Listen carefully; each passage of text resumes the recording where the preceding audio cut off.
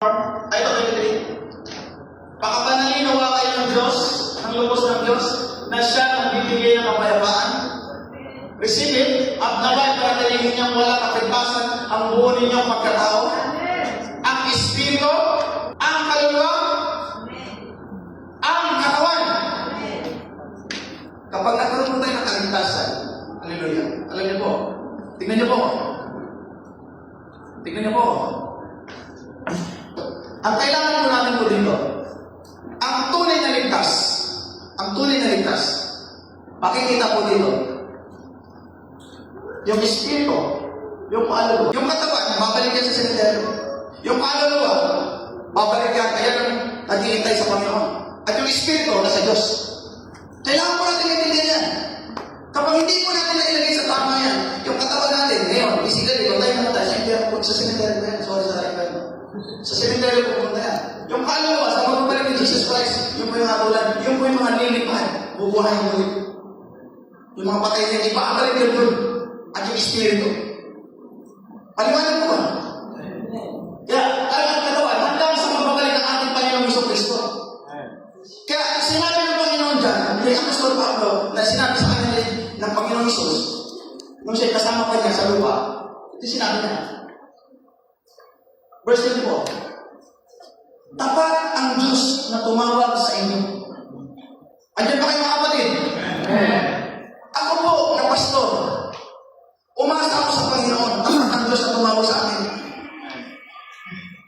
At ano yung pagkatawag sa akin ng Panginoon? May pangako siya. Ang pangako niya, gagawin niya itong mga sinasabi namin. Kung ano yung pangako ng Diyos sa iyo, kung ano yung pangako ng Diyos sa akin, gagawin niya sa taktang panahon. Ang pagliligtas ng Panginoon ay gagawin niya sa takdang panahon. Yan ang promise niya. Kaya kung tingnan natin sa chapter 5 verse 1 to 27-28, ang kanyang mga sinasabi ko dyan, paalala na ito yung dapat ninyong gawin habang kayo namumulay habang nandito kayo sa lupa. Kaya nakuha ko dyan sa ano ko na yan ay habang tayo po ay naglilingkod, manatili po tayo tapat sa Panginoon. While waiting, meron po tayo nakalagay dyan. Habang tayo po naghihintay, tatlong bagay po ang ating gagawin. Yung po yung revelation na binigay sa aking Panginoon. Number 1, remain faithful. Remain faithful while waiting. Because God is faithful. Doon sa text na binasa natin, tapat ang Diyos sa pangako niya. Ang sabi sa Deuteronomy chapter 7 verse 9, tapat ang Diyos sa kanyang mga pinili na naging tapat sa kanya. And word number 2, remain in words. Manatili po tayo sa salita ng Diyos.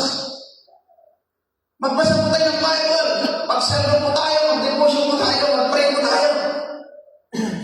And number 3, remain in love. Ang sasakyan ko, pag walang gasolina, hindi pwede ito. Bilang mananampalataya, ang dapat po natin gawin, mayroon tayong pag-ibig sa ating mga ginagawa.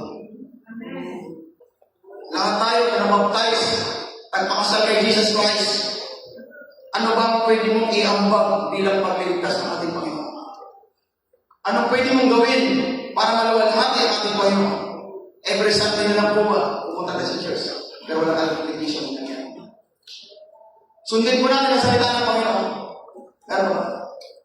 And number 4, remain in His presence. Kung hindi ka na po nag-church, hindi ka na nagsiservo, hindi ka nag-dawn wash, hindi ka nagbabasa ng devotion, kapatid, hindi pa 100%. Meron kang problema sa spiritual. We need, ang sabi ng Panginoon, sa pamamagitan ng Apostol Pablo, palakasin ninyo sila.